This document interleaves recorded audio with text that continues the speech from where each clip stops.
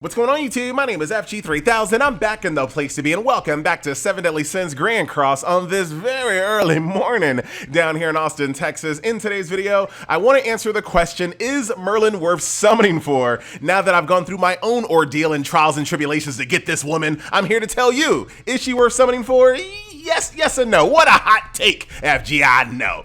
So yes, if you can get her very easily. So let's say you planned on summoning on this banner anyway, you're gonna go through a full pity session and you stumble upon her, absolutely, you should use her. She's better than Gustav, she has better stats, and she's a hot waifu. How can you go wrong? I'll tell you how you go wrong.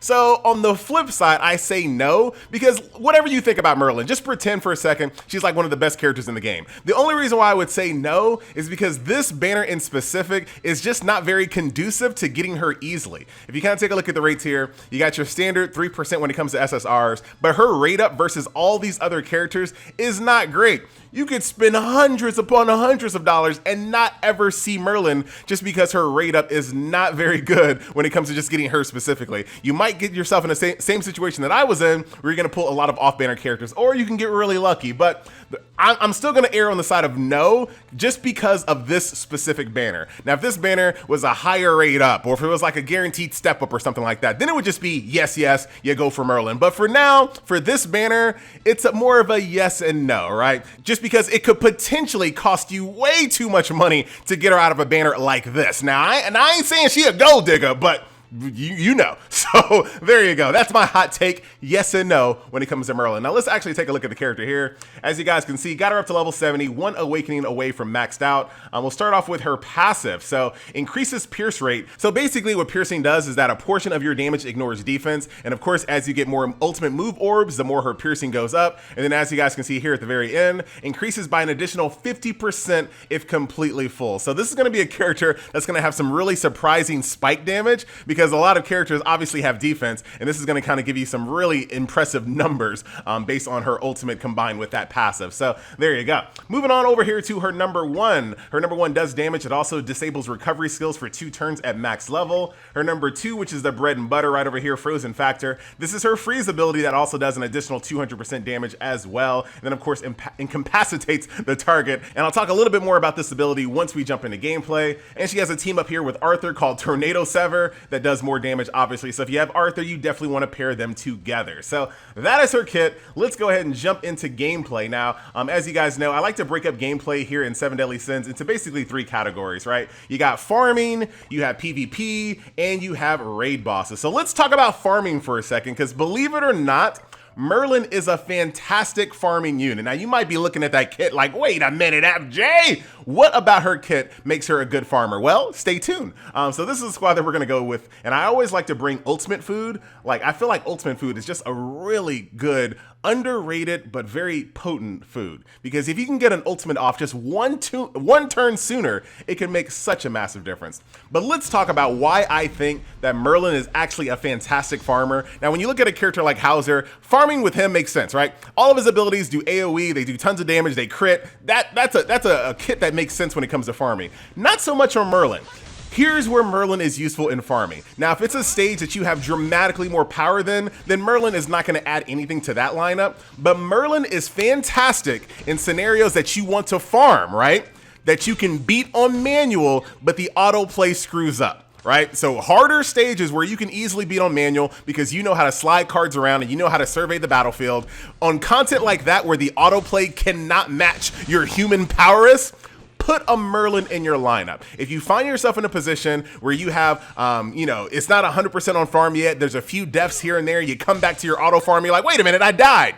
Put a Merlin in one of those lineups, because she will be the difference maker, because the AI is intelligent enough to always use her CC, her freeze, as the 3rd card. And you've already been seeing it on the screen. She will always use it on the 3rd card, which means you will not break your own CC, and she's always gonna go for the character that has the most attacks against you. Yes. So there you go there. As you guys can see, keeping my team nice and healthy. Here come the ultimates. We're gonna talk about this real quick.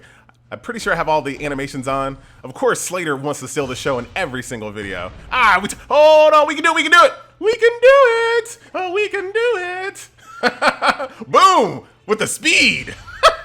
Here is the full summoning animation, ladies and gentlemen. Nice job, FG. I know.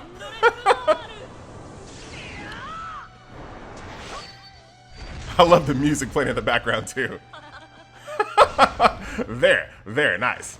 So there you go. Let's go back in here, turn that off, boom, boom, boom. Now this is not just Merlin, obviously. Any character that has a single card CC is going to use that AI. So once again, if you find yourself in a position where the stage is just slightly too hard, or maybe you actually have less CC than the stage, right? Put a Merlin, put a CC character. Ah, come on, Merlin, no, this is your video. Put a character in the lineup, like a Gustav, like a Merlin that has a single card CC, and you're gonna be good to go. Like if Merlin was alive right now, the CC would go right over there because she has 3 debuff cards. So very good character for farming, believe it or not. But once you, of course, like I said, once you get to the point where you have way too much more power than the stage, then obviously at that point you can drop her because you don't need her for that. So that is that. And of course, that same philosophy applies to PvP. She's going to be really good at, once again, taking out a character that's extremely problematic in your line, or that you're going against in PvP. And once again, it only takes 1 card to set up. So always useful, great ability. Merlin, all 3 aspects of gameplay, ladies and gentlemen, farming, PvP, as well, of course, as the Red Demon Raid. And we'll take a look at that real quick as we kind of wind this bad boy up. There you go, GG. And like I said, I can throw this bad boy in autoplay with my ultimate food and not have to worry about a single loss when it comes to extreme boss battles to build up this deathmatch rate even faster. So there you go, give her a try. So let's move on over here to, because I know a lot of people aren't quite here yet, but you might think that you're not there yet, but you might actually be there yet. What, FG? I know. So Red Demon Raid, right? If you have any CC character and you have a moderately level squad, you can already farm and beat Extreme even with AI companions, right? There's no reason why you cannot beat this yet, because you can always CC him on this 3rd turn. So let's take a look at my squad here. I'm gonna go with Slater, Merlin, as well as King, and we're gonna bring in AI. Just gonna bring a random old AI. It doesn't look like it's too random, FG. It looks like you're looking for someone. I don't know what you're talking about. Let's go ahead and jump on in there. Complete AI. Now, when it comes to Extreme on Great Demon, I think you probably need to use some real people. But when it comes to this specific Extreme Raid, you do not need real people.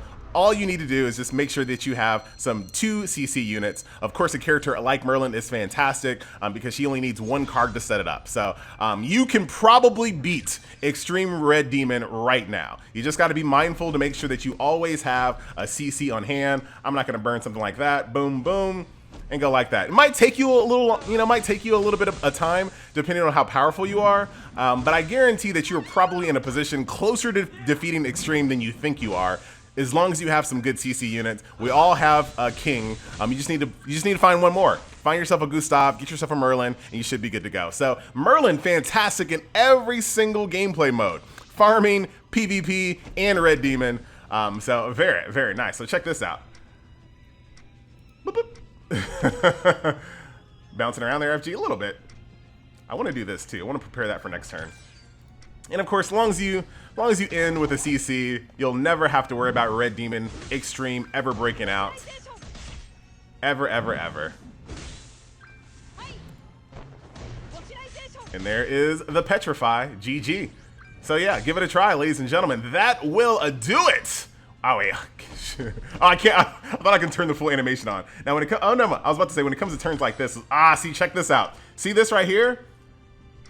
No, we're good. No, I was thinking of something else. For some reason, I was thinking of something else. So in that scenario, it's not going to make sense if I say it out loud, but I'll try anyway. In that scenario, let's say those 2 cards were Merlin freezes. I would not want to combine them. I want to make sure that my Merlin CC cards do not combine ever, because that just wastes a turn for me. So I always try to make sure that if I use a certain ability, I don't mess up and combine one of my Merlin freezes together, because there's no point. 1 card is plenty. You don't want to use 2 pretty much ever. So there you go. So that will do it, ladies and gentlemen. We're not going to go through this full match. You guys know all about Extreme. Well, check this out. We have no CC here. Yeah, we do. Yeah, we do, FG. There we go. That's why you always want to bring 2 CC characters, because you're going to find yourself in some RNG situations that are not fantastic. All right, now I'm done. See you guys in the next video. Yes and no, Merlin, grab her. If you do get her, she's fantastic in every single gameplay mode. Give her a shot. I'm out. See you next video. Later. Wait, hold on. This person doesn't have a good skin, but it gets the job done. You saw that animation. I'm out.